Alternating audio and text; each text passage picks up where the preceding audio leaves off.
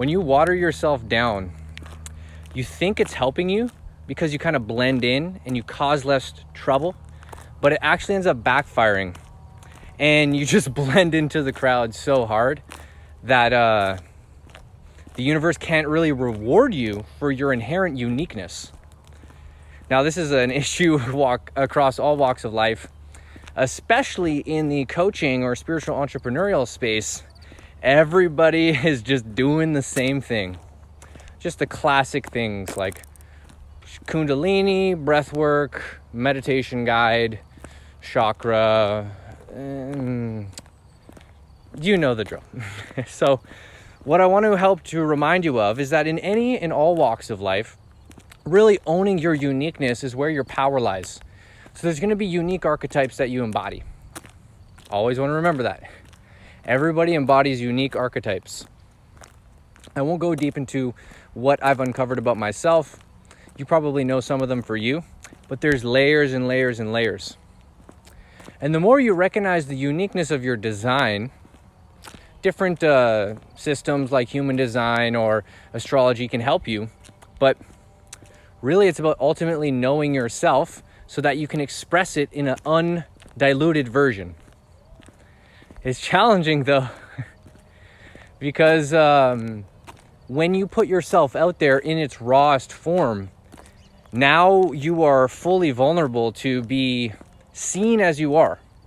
And when you're seen as you are, now you can actually be hit with an attack.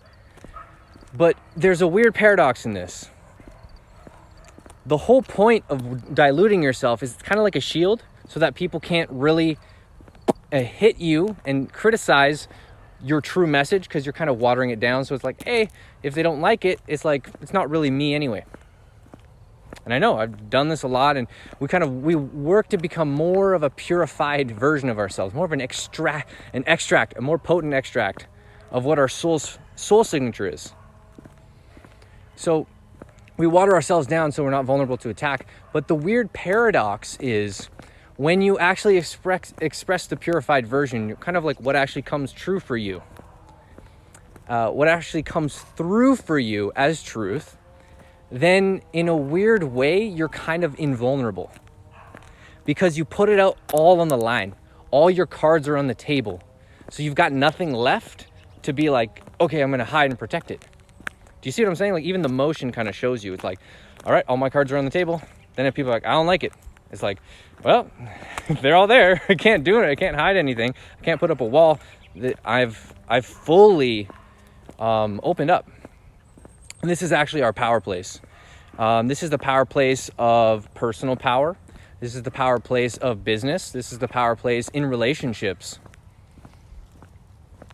There's been an inverted dynamic in the 3 and 4D. More like the more you hold and hide and, kind of care less, the more leverage you have to twist someone's wrist, to manipulate, more power you have in the dynamic of a relationship.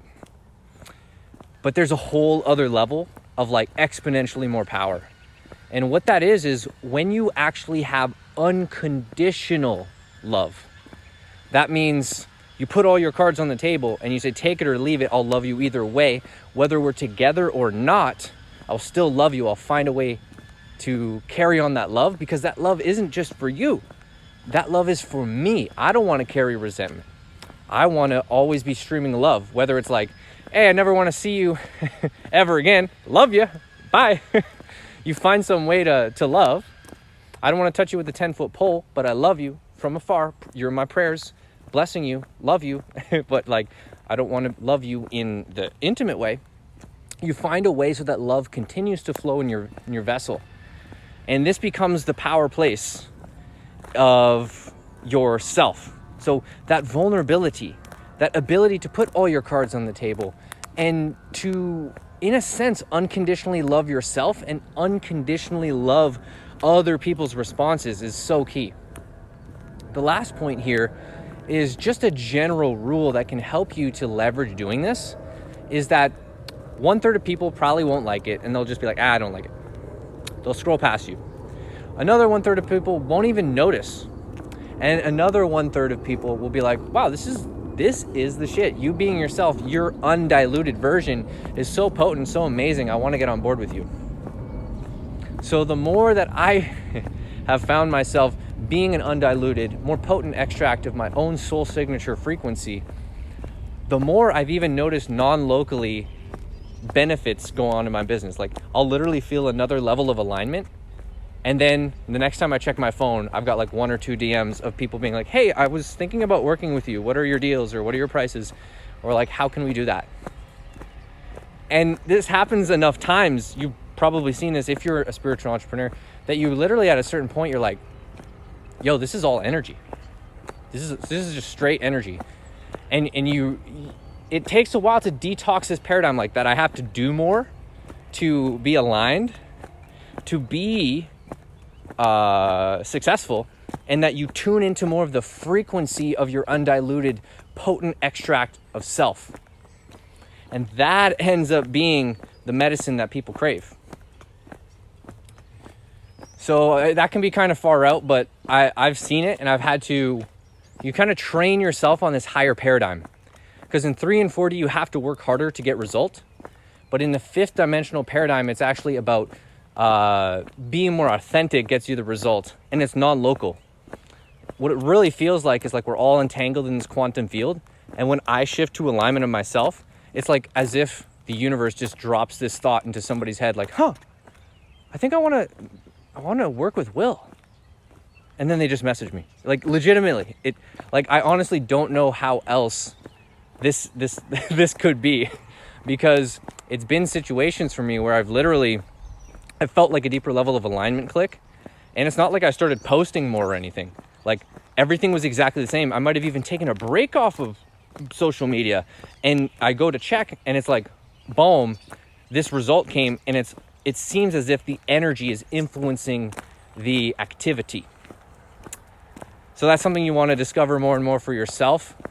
And I think that just comes from authenticity. It comes from putting all your cards on the table and being a less diluted version of yourself, which basically means becoming pure. Pure you. Pure you is the most potent you. And really the courage to do that is coming from unconditional love. Unconditional love to put yourself out there, which is so rewarding, and unconditional love to receive what everyone else thinks. And you slowly realize more and more that what other people think has more, it's almost precisely always a projection of what they think about themselves. So I gave this example, I can't remember when, but if a homeless person came up to you and he was like, hey, you're a piece of shit, what would you, what would you think? Or like they watch one of your videos, this angry, maybe just, it doesn't have to be a homeless person. I'm just giving that example. And he's just like, I don't like your video. You're a piece of shit. You're like, are you going to take that as like, oh my God? Or are you going to have the wise approach? You're going to understand, oh shit, that's kind of what he thinks about himself. That's kind of where he's at with his own life. And therefore everything else looks like that.